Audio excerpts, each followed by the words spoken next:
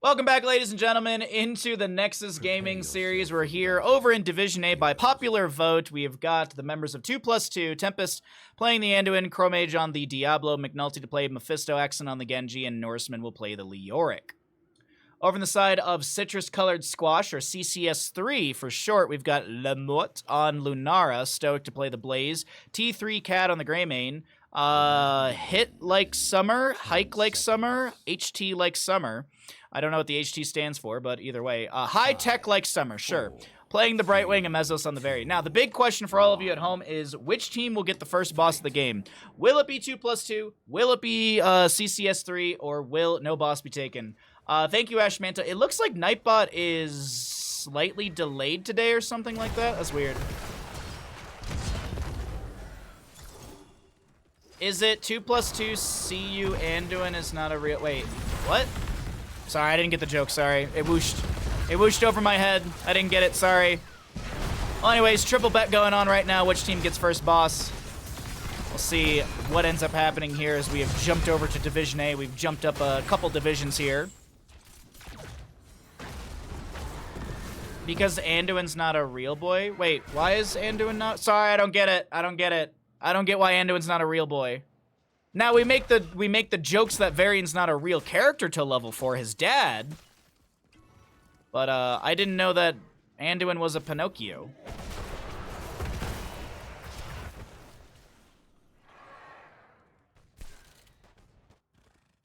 We got odds on all 3 bets, and that's all I ask for. Thank you very much, chat. Stoic goes in with a jet propulsion. Might have been looking for the connection onto Norseman, who just continues to apply pressure through this top lane. Lunara with the Sentinel Wisp gets a bit of vision over here. Oh, no, they actually don't even see this camp being grabbed. Huh, that's kind of awkward. What a good surprise. I randomly log into Twitch and see Bahamut casting. What's up? How you doing today? How goes your Thursday, dingers? And typically, Tuesdays and Thursdays are Heroes of the Storm playing and casting. Fridays are variety, but we got some variety today as well. I want to check out more of the Sinking City, which is like Tentacle Detective.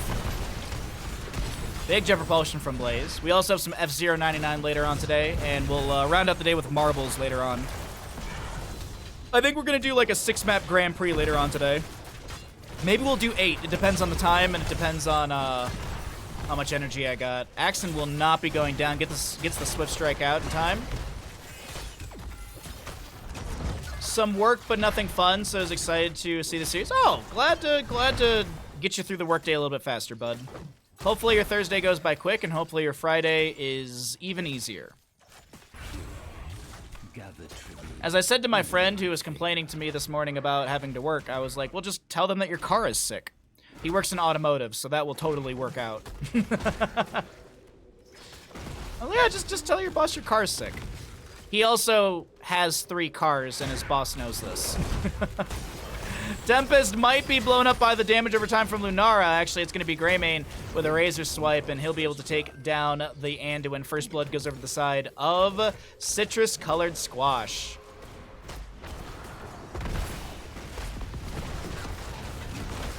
McNulty jumps in, but Jet Propulsion's read perfectly by Stoic, and that is McNulty shredded.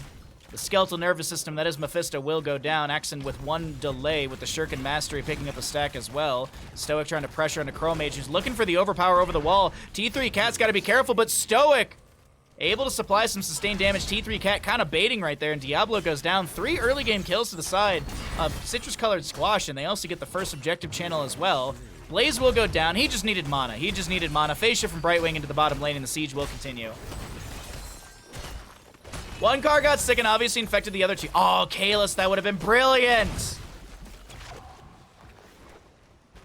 Top lane Siege just checking out what Leoric's able to supply for the time being, and it seems like he's able to open things up a little bit. McNulty jumps out once again with this Shade of Mephisto. Genji jumps in with this... Oh, the cybernetic agility. Soothing Mist from Brightwing activated as well. Axon wants to try and take down 1, but Mesos low won't be picked off. Tempest with the Leap of Faith pulling Axon a pixel or 2 back over to him for that heal with the Divine Star, and T3 Cat will cancel out the Hearth. Second objective phase of the game is up and available in the top left of the map, favoring the positioning of 2+2. We'll see if citrus-colored squash goes for this.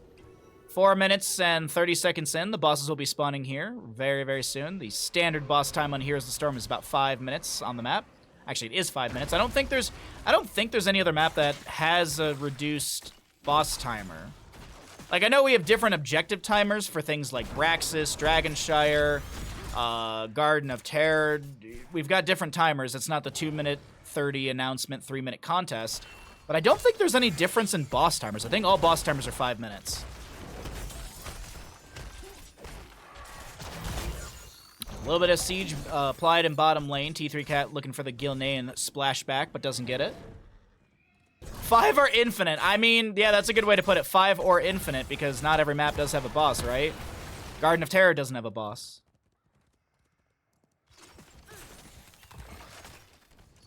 Neither do the 2 Diablo maps. But granted, the objective is kind of like a boss at that point, right? Just different mechanic. Norseman gets some drain onto Lamort, and the poke from Lunara will force the Leorc to Hearth back, but I think... Oh, this is gonna be an easy bet to pay out. All right. Well, 5 minutes in, and first boss is gonna be picked up by the members of 2+2. All right, let's pay out the bet. 2+2 gets first boss of Cursed Hollow. That was quick. Boss spawns at 5 at 49 seconds roughly. They get the boss. Is this easy mode? Is this easy mode? Well, if you got paid out, enjoy your channel points. Be sure to use them for future predictions throughout today's games. Boss in top lane, though. A little bit behind the side of 2+2, but citrus-colored squash will have their own. Pushing into this top lane. Bottom lane boss, around 50%, is working on the fort right now. And the damage, is it enough to take this down? I do think it is. The assisted damage of Genji is... Oh, wait, Mephisto jumps in with Endurance of Hate, the Apocalypse from Diablo, but Lunar is able to get a leaping strike. The bunker from Blaze to try and save. X-Strike from Genji! Oh, no. Axon chases it down. Light Bomb from Anduin will get a double stun. They're going to look for the Brightwing. Nah, she gets a blink heal away. Stoic could be the new target. He's kind of still in the midst of the enemy team, and a little surprised there wasn't an immediate turn on to him. It seems like Stoic, the Blaze, will be able to back away through bottom lane. The boss will be cleared out. And speaking of things being cleared out, Leoric keeps the fort in top lane alive. Greymane in mid lane trying to shove this wave in, but he's got to be careful here. He's a little far out. Enemies are missing on the map, and actually, oh no, Mezzos did have some vision as well as some dismounts along the way. Tell Bandit he's perfect. Mr. Bandit, you are perfect. You can't tell me to use them for predictions. No, I can't, but I can encourage it. Well, the third tribute point quickly goes over to the side of 2+2. Citrus-colored squash, though, will try and take down a secondary structure as the mid did fall. Blaze goes into bottom lane. Meanwhile, in mid, a fort will be focused on by 2+2. Norseman is all by themselves up here in the top lane, and it's no kill into the Leoric. He doesn't have March of the Black King either, so it's not like he could have feigned he was getting low and then marched through the enemy team. It is just a Entomb Leoric. But the bottom lane siege continues. A wave arriving. Phase shift from Brightwing to try and poke out the wave and pull a little bit of damage out as well with that Oil Slick and these Arcane Flares. Endurance of Hate gets a triple. Gets the triple hit. The Apocalypse to follow up. The Light Bomb underneath. Blaze does have the bunker down, and T3 Cat's looking and jump inside. Will be able to do so and get out on the safe side of that bunker with a little bit of armor as well. No kill to be achieved by the side of 2+2, but they will pull ahead in the experience department with that 13 talent tier advantage. 2 to 3 in kills, but the later game experience is pushing up even further and faster for the side of 2+2 as they take down the mid lane fort. Leoric will finish out the top lane. It is a double fort phase, and the bottom lane fort went down to the boss before the tribute curse point. Nicely done from Norseman, just chilling in the top lane, doing solo lane things, and manages to open up the map even further for the allies.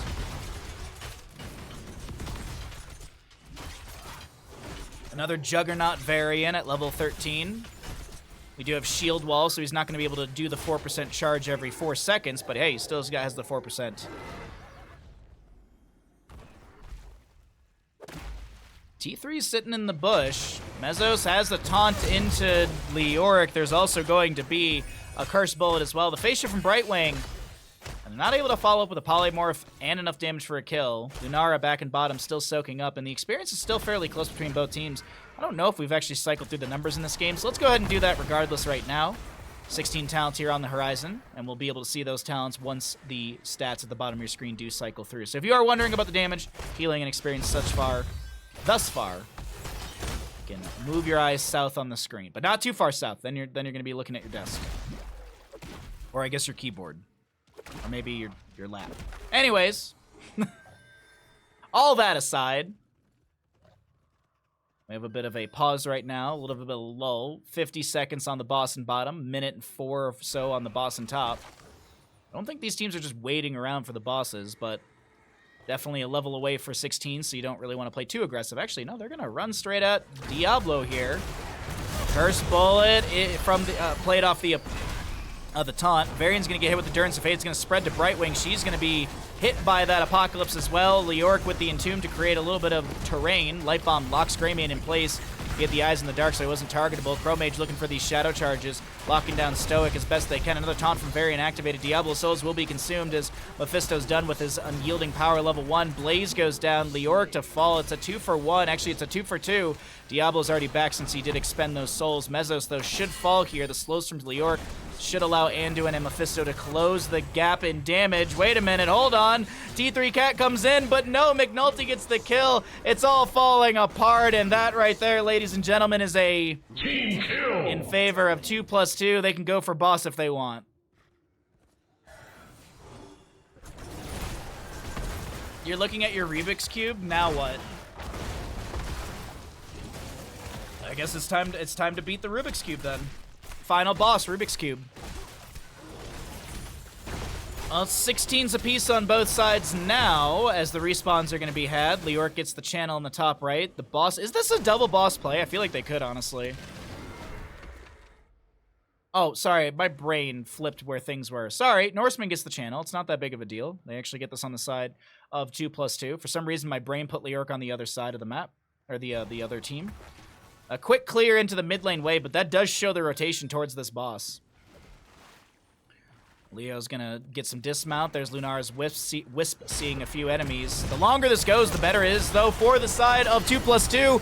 Apocalypse to play off the Durance of Hate, a Light Bomb to follow up as well. The bunker activated by Blaze. The Entomb will expire. Genji with the Extract. Diablo comes in with a Shadow Charge to close the distance and overpower. These Fire Stomps through as well. Does have that Soul to Flame level 4. A taunt from Varian to maybe slow down Genji, but he still Swift Strikes in.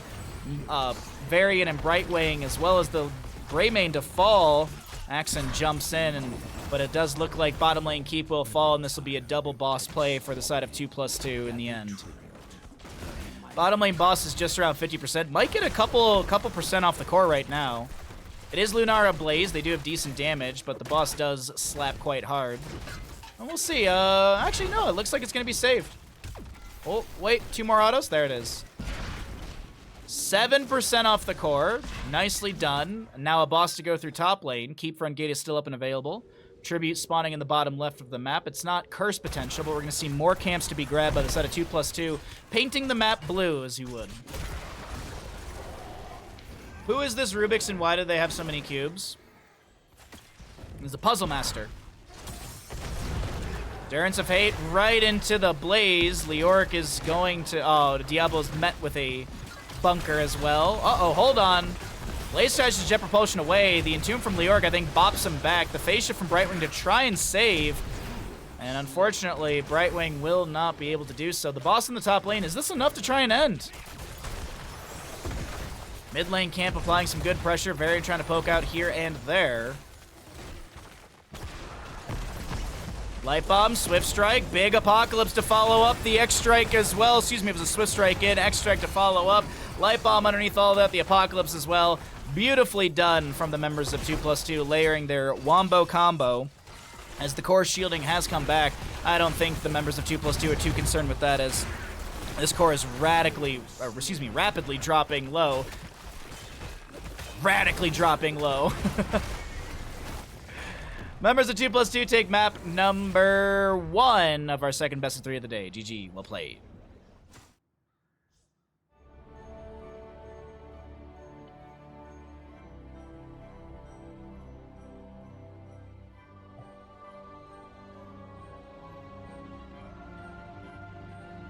By the way, if you see Day or Big Scary Duck, it is their birthdays today. You see them somewhere around on the internet. Also, it is Straub's dog's birthday, Kumo. So, abundant birthdays today. Abundant birthdays. I don't have mine for another couple months.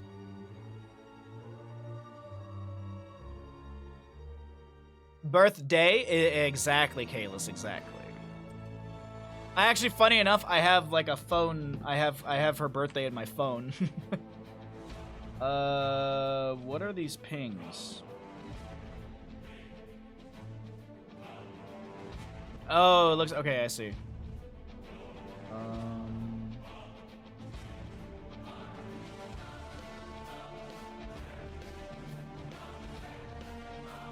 Oh, I don't know if that applied to, but anyways. Alright. There we are. There we are. You didn't know it was Big Scary's birthday today? To be honest, I had forgotten as well. And then I was looking around social media and I was like, oh yeah, it's Big Scary Duck's birthday. So I need to put his birthday in my phone as well. That is what I need to be doing. Alright, so 2+2, one map number 1. Nicely done. Let's go ahead and get set up for map number 2 in our second best of 3 of the day. Hope you're all having a fantastic day. I'm actually going to go ahead and get rid of a small block of ads. We're not going to do a big 3-minute ad block. We're just going to do a small one. That way there's like pre-roll and stuff are off for this game. So give me just a moment here. I won't start the game or the gamble until we finish up ads. So, excuse me. If you get some ads, consider subscribing to the stream.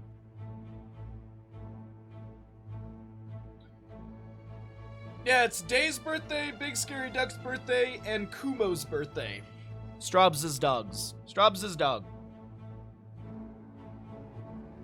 Get my calendar really quickly. What if I just made a double event? What if I just said Day B Day and BSD? There we go. Save. All events. There we go. Now I know. Now I can wish them both happy birthday when I wake up.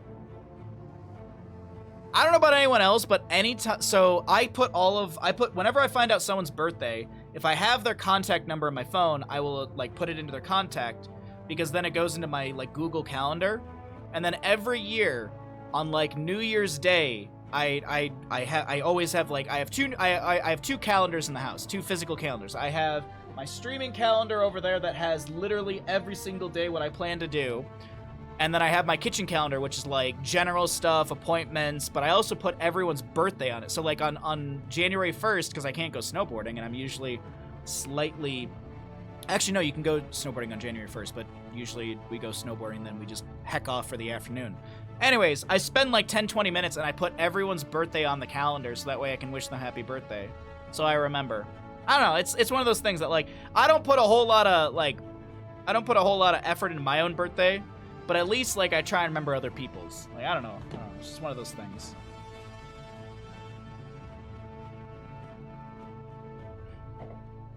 It was Animal Day yesterday? I thought it was Taco. I thought it was National Taco Day yesterday. Speaking of tacos, I am going to run out to the grocery store after stream, and I need to go get taco stuff. Because I have sour cream, I have lettuce, I have tomato, I have, I'm blanking on the thing that's in the fridge. I have hot sauces. What else do I have? Oh, I have cheese. Sorry, I was like, I have something. So all I really need is tortilla, taco meat, maybe some taco seasoning. I think I might actually have some still. And I think I'm going to grab an avocado as well and make a little bit of guacamole. Because I still have a bit of that onion from the soup as well. So I can put a little bit of onion into the guacamole with some tomato. Do you use corn or flour? When I go to a local place, I get corn. When I typically make it for myself, I get flour tortilla. But I do not get Mission. I get La Tortilla Factory. Mission tortilla shells are sugary and they're not good. If you can find, there's a brand that I like. It's called it's La Tortilla Factory. That place, that mass-produced brand, it's so much better. So yeah, that's what I plan on doing tonight. I plan on doing soft shell flour tacos. And then I'll have leftover meat for like 2-3 days. I've never been a big fan of hard taco shells. I just never been my own. Just make your own, Ed said. No, thank you. That's more work than I feel like doing today. That's more work than I plan on doing. I'm gonna cook the meat and that's it. I've never made my own tortilla. I know they're pretty easy. It's just what, water, flour, maybe some fat. You can't do hard, they crack too much for me. So if I go to like a taco night at a friend's house and they have both and there's a lot, there's a lot to use to make tacos, I'll do the homemade cheesy gordita crunch. Like I'll put the soft shell, some cheese, and then I put the hard shell and then all my toppings inside. And that way, if the hard shell breaks, the soft shell catches it all. Taco physics with Bahamut. There is a Medivh. Does Medivh finish stacks? Yes. Completed quest. No. Incomplete. Incomplete quest. We all know Medivh needs 40 baseline stacks for his Arcane Rift. So we'll have that as our Twitch prediction. I'll start the prediction once we introduce the teams. Welcome back, ladies and gentlemen, into our Division A matchup here in the Nexus Gaming Series. Division A. Sorry, I feel like I'm talking in weird circles today. On the left-hand side, it's 2+2 up in this best-of-3 series with the Tempest, Lucio, Chromage on the Blaze, Axon to play a Tychus, Norseman on the Stitches, and McNulty to play a Leoric. A little bit of a role swap there.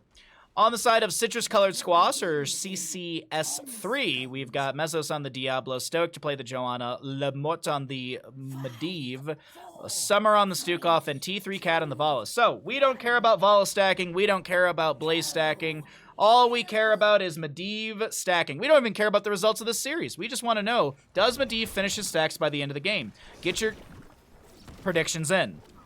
I don't know why I was going to say talents. Anyways, thank you again, Ash Mantle. A silenced Medivh can't cast abilities, though, Baha. Of course it's a no-stack game. Alright, well. Close the replay and I guess go into map number 3, I guess, right? Thanks for casting this. My pleasure. Thanks for coming by the stream. Wait, hold on. I just realized. Medivh's on the side with no win, so this would actually be an insta 2-0. Let's see how this plays out. Let's see how this plays out. I don't want an insta 2-0. Jet Propulsion in from Blaze. The gamble still going for our prediction on Medivh's stackage. He's already at 5 out of 40. As a reminder, for those of you that might be new to Heroes of Storm, maybe you don't know, maybe you don't play and you just like hanging out, Medivh's stackage, it is not like a Blaze New Habits where if you die, you continue just stacking up to your 15. If Medivh dies, he loses all stacking unless you complete all 40. Then as we joke around and say, it's time to feed. So, Medivh does, it's like a good example is Convection. Convection Kael'thas. We all love Convection Kael'thas. It never causes mana issues whatsoever. Unless that's completed, and Kael'thas dies, he loses all of his stackage. Now, there are unique talents like Wizened Duelist for Greymane, Hanzo Redemption, where you only lose a certain amount of stacks per death. Hanzo, it's 3. Greymane, I believe is it 50%? That doesn't seem right. I feel like it's, is it 50% for Greymane? That seems wrong as I say it. I don't think it's a specific number. I think it's a percentage of your stacks for Greymane. Anyways, all of that aside, let's talk about our Tomb of the Spider Queen map number 2. It is 50%, you're right. Ha! I'm a genius! Sorry. There's so many, like, there's so much nuance in Heroes of the Storm. I mean, it's a MOBA in general, so it's like, you think of these things, and you're like, am I right? Am I wrong? Nice Iron Skin from Stoic. I just want to point that out really quickly. Activated Iron Skin to avoid that hook from Stitches, I do believe. Vala, by the way, on her level 1 Krita the Hunter. 32 stacks and rising on that one. New habits for Blaze at 5 out of 15. The big thing for that is when you pop the Pyromania, you get the Unstoppable for 2 seconds, but the passive of it is collecting Regeneration Globes reduces Pyromania by 6 seconds. And I believe Pyromania is like a 90-second cooldown or something like that. It's actually kind of long. Yeah.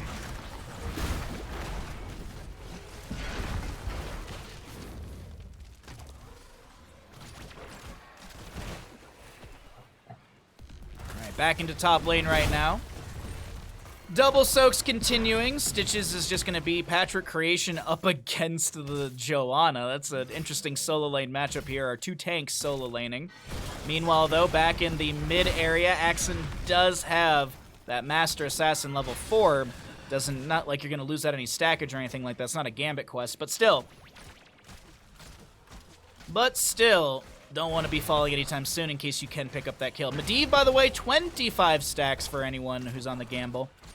So I talk about this from time to time. The one thing I really do wish we could see more often, and obviously this game doesn't get active development because Blizzard doesn't care, is more Gambit quests, more baseline stacking quests. Like, I feel like you could do something fun with Master Assassin. Like, I feel like you could either make, I think you could make it into, like, a Gambit or something like that. Like, give Tychus some decent attack speed buff. Like, not 25%. I feel like that's a lot. Maybe you give him, like... I'm trying to think. Maybe you give him the 15%? No, because then that's kind of worthless. I was gonna say, like, you make it 15%, and then for every death you lose 3%, and it's 5 total stacks or whatever.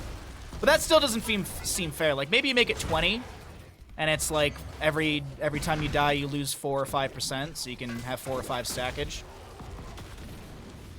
What do I think of the draft? I think it's very interesting. The hyper carry Vala is going to be needing to hard carry in this situation. The Joanna in the solo lane's nothing crazy, but it's not going to be too easy up against a Stitches who's got better wave clear. So, yeah, I mean, even then, like, Leoric or Stitches does do better. It has seemed like the Stitches is played in the solo lane and the Blaze Leoric is sort of the main tank duo. Granted, I know that Leoric is not labeled as a tank, but it's a hyper carry Tychus versus a hyper carry Vala. And Vala's scaling is pretty good so long as she doesn't die. Good hook on to Stoic here. Pops the Iron Skin, backs away. The first objective phase. Webweaver's over to the side of 2+2. No worries, yeah. I'm still like, my brain doesn't like go like, oh my god, hyper carry with Stitches in the solo lane, Joanna. The only reason my brain doesn't do that is I've casted so much of the Meta Madness style of games that it's like, well, yeah, no, this works out. Like, it's like, oh no, I get how this can work.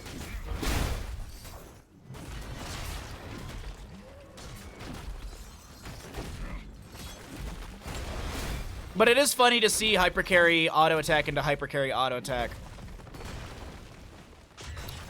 But the big thing is the level 10. Like, Draken Laser Drill or Commandeer Odin are both really good heroics for the Tychus, for siege, anti-siege, control, team fighting. Lucio's gonna go one of my favorite level 7s. He's gonna go Boombox. It's really good for, obviously you can use it as a ward. It also gives armor to your allies. You can heal in one lane and be in another area as well, so long as your teammates know to stand inside the circle, because healing is difficult in Heroes of the Storm. But yeah. Also, the big thing to note with Boombox, it has no active timer. So it'll remain here until it's either destroyed or replaced by Lucio.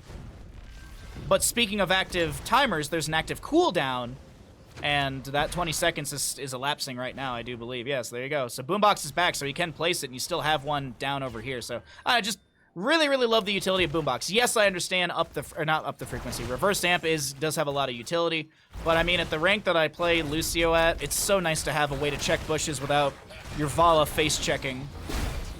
35 stacks for Medivh. Lamort is trying to finish these out. We do have the red Webweavers now descending in favor of citrus-colored Squash as 2+2 are looking to back out of this top lane with the Commandeer Odin, or are they looking to team fight? That's the big question. Healing reduction from the Sins Exposed applied to the Blaze, but he's really not too stressed out about this. Lucio swapping everything around between speed and healing. The Leyline Seal from Medivh not connecting, and it's 36 stacks for him currently.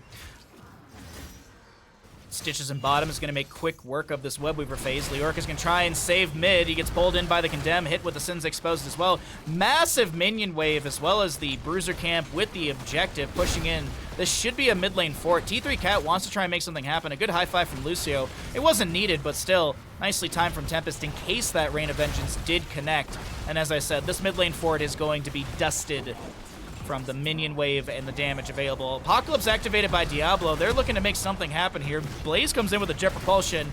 Medivh is done with his stackage. A Blessed Shield from Joanna locks the Leoric in place. And That will be one kill. Chromage blocked by their own bunker. Can't get through. Vala picks up her 100th hit on Creed of the Hunter. That's a 2% on the bonus damage per stack. And now, Citrus Colored Squash are going for a keep through mid. I mean, Leo's up in 1 second, Blaze up in 9. Leo spawns back in the battleground. T3 Cat somehow pushed outside the Entomb. Flailing swipes from Stukov to try and create a bit of a gap as a hook goes out from Norseman, not connecting into the enemy. Oh, really, really well done. The mid lane keep does not go down. Mezos gets a Force of Will from Medivh. Is there a portal set up as well? Thought I heard a structure go down, but the only thing that's gone down so far is one mid lane fort, so must have misheard that on my end. T3 Cat keeping that hatred stackage up. A hook goes out into the Vala. She's going to do her best to vault away, drops the Rain of Vengeance, gets a Force of Will from Medivh. She wants to get inside the portal, but there's a Gorgia Leyline Seal. Medivh just put the nail in the coffin for this Vala, I do believe. She's going to vault away, but I don't think it's enough. The Stitches lands the kill. Commandeer Odin chasing in. Huge splash from the Jet Propulsion from Blaze. No bunker available either. Actually, it's not even needed. Sorry, my brain keeps swapping people around in these games. Blaze was on the allied side, so there's no bunker to realistically use from Citrus Colored Squash. But 2+2 gets another objective phase, and this will move back into all three lanes. Can they take down these forts in the top and bottom?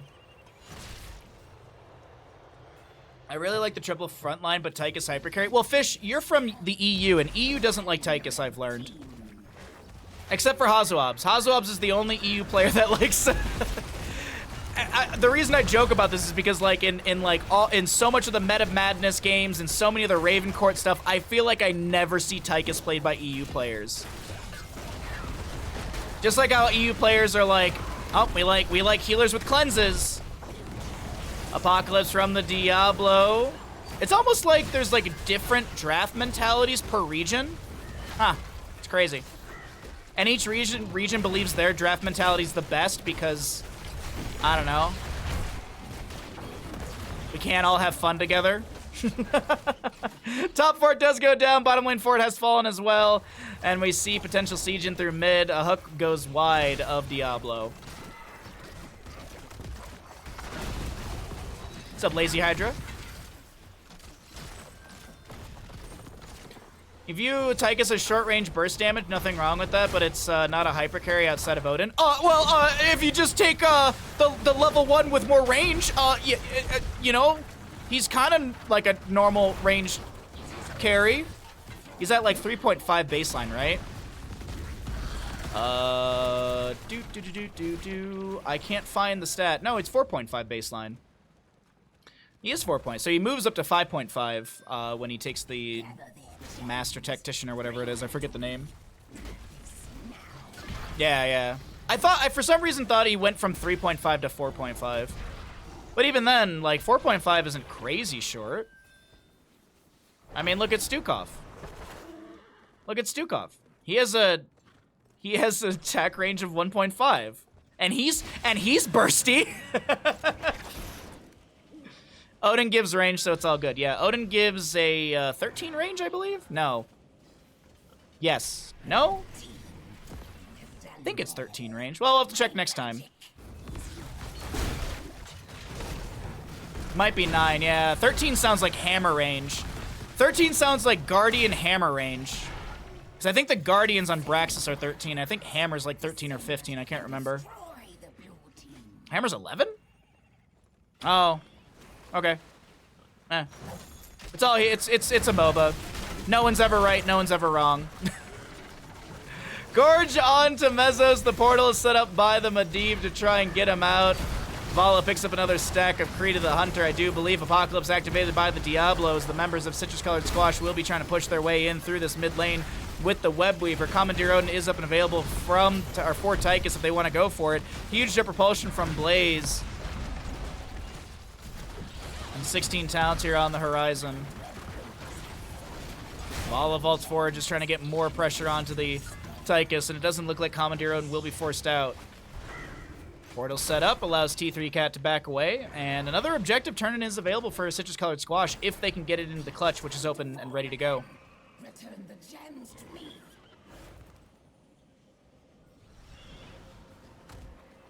I think Tychus can solo DPS but not hypercarry.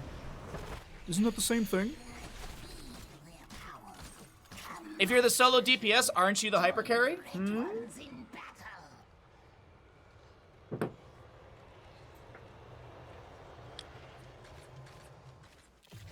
Alright, Web Weavers will descend in favor of the side of citrus-colored squash. We got 16 apiece in our levels. Oh, I didn't remind you all, but because we do this for everything. Since these go up on YouTube. As a reminder, if you're enjoying the stream, be sure to drop a follow here on Twitch. If you're watching over on YouTube, be sure to like and subscribe, as that does grow our Twitch or our YouTube channel a little bit further. Every little subscription on the YouTube side helps, and all of that costs you $0, chat. Did you know that? It costs you $0 to support on both of the channels, both those ways.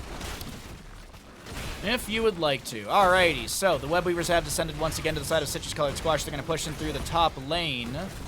Commandeer Odin is going to be summoned down from the sky. There's your attack range of 9, still outranging structures by about 0.75, roughly. A little bit more into towers. Leyline Seal from Medivh. Does have the Temporal Flux as well. A little dash from Tychus allows him to get out of the Apocalypse of Diablo. Rain of Vengeance drop, met by a huge entomb from Leoric, and T3 Cat's just trying to back away, get outside that bunker, those bunker flames, doesn't want to lose another stack. I believe Vol's only died once right now. Actually, yeah, that's the only kill that the members of 2+2 have achieved in this map number 2. Medivh stackage, by the way, is completed. We'll pay out that bet at the end of the game.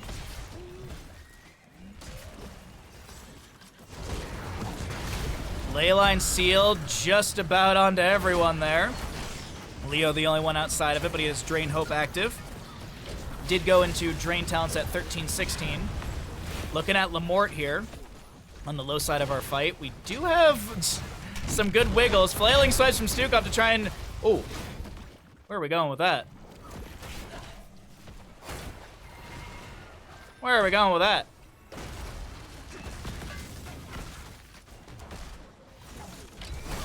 Oh, that's a beautiful hook on Davala. There will be a portal set up a little early. The Force of Will was activated. Bless Shield from the Joanna, but T3 Cat, there's no way you make it out of that one alive. Second kill on Davala. She will pick up the 200th stack, as another hook will connect this time onto Diablo underneath tower shots with armor reduction from the tower shots, from the Pulverize as well. You've got that 10 armor, so the 10% damage increase, I guess you could say. However you want to phrase that. Sorry. But good hook, good slow. That's the other thing too, is the Pulverize with the slow allows the sustained damage in place. And now a boss and Web Weaver to the side of 2+2. Oh no, Diablo. Does he have souls? No, unfortunately he doesn't. He will be able to get the portal out, but Chromage is on the far side of that portal already. A Leyline Seal onto 2. Apocalypse activated by Diablo. Bunker comes down from Blaze. And another hook onto him. Oh my god, these hooks are just so very well done. The blue Web Weavers will descend. No boss to be tagging along with them as well. As a reminder, the level 4 from Tychus, you do not get the extra damage, or excuse me, you don't get the extra attack speed until you're completed with that quest, but you do get the 10%. So at the 15 mark, you have the 25%, but baseline increase is just 10%. It's not like Zul'jin where you get the 2% per kill and it's active scaling. Leyline Seal from Medivh, just hitting 1 right now. There's an overpower into McNulty, who's able to get the Wraith walk out. The mid lane fort will fall as Joanna works her way through the top lane Web Weaver. I think there's a rotation to bottom lane right now. No, it doesn't look like it. They're going to stick into mid. Stitches gets a hook onto Lamort in the oh no. Oh, there should be a slam. The Jet Propulsion from Blaze doesn't get the stun he's looking for. There's the Leyline Seal out. Leoric wants to try and find the Entomb. Can't catch the bird inside the cage, and that will be still siege into bottom lane as we've got mid lane cleared out. Diablo goes in. Commandeer Odin will be summoned to hook onto Lamort again. This will be a self-cast Force of Will, but it's not enough to keep Medivh alive. He will fall, but he finishes stack, so he won't lose out on any of those. Stoic trying to take down McNulty, who does have the Burning Despair level 20, as well as the 13-16 Drain Talents on top of that. So Leoric is a little difficult to kill right now. This might be the beginning of the end, honestly. This is a couple good kills. Oh, Leoric will fall. And there's the hungry stitches. Someone will get those gems eventually. T3 Cat drops a Rain of Vengeance just outside the gorge. We do have that activated Lucio boombox. Sorry, I couldn't remember the name. So you can get a little bit of armor against the Vala. Oh my god, the Manticore. Oh my god, the Manticore. Gotta be careful, though. She's got full HP. She's fine. The real hypercarrier was the friends we made along the way. Yes. As I said, it's the internet and it's a MOBA, so everyone has a different definition for just about everything. I mean, you say the word peel, and that's such a different definition to so many different people. Well, but Bahamut, this is the actual definition. I'm sure it is. Leo's going to try and take down Summer here, and it looks like that will be the case on the right-hand side. The left-hand side, that will be a Vala falling as well. That was her third death. Thank you for the follow. Appreciate it. That will be a triple kill. Will they go for end? Tempest, I think, was looking to go exactly for that. 19 minutes in, 3 dead. Diablo Medivh to defend. I don't know how promising this can be. Peel, is that like a skin of an apple? No, like a banana. No, it's actually you want to peel it like a potato. The skin is just a peel of Oh god, that phrasing. Anyways, Commandeer Odin with the big red button, summoning some Ragnarok missiles. Or I'm trying to remember the extra name for it. Lamort actually portals into one of those. Hold on one second. What is it again? Ragnarok missile is also a nuclear missile. That's what it is. I was like, Ragnarok missile is the baseline name. But either way, 2+2 turns things around here in map number 2, and they will continue the motif of the day with a 2-0.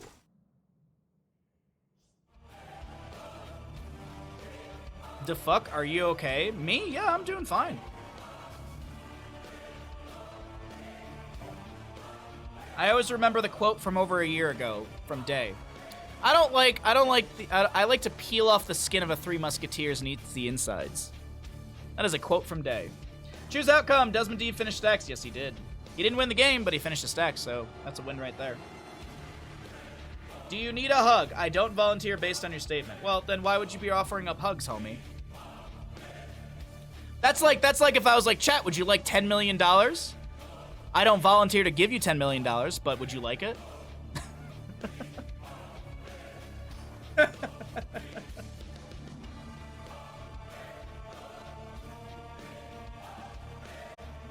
Oh, God. Yeah.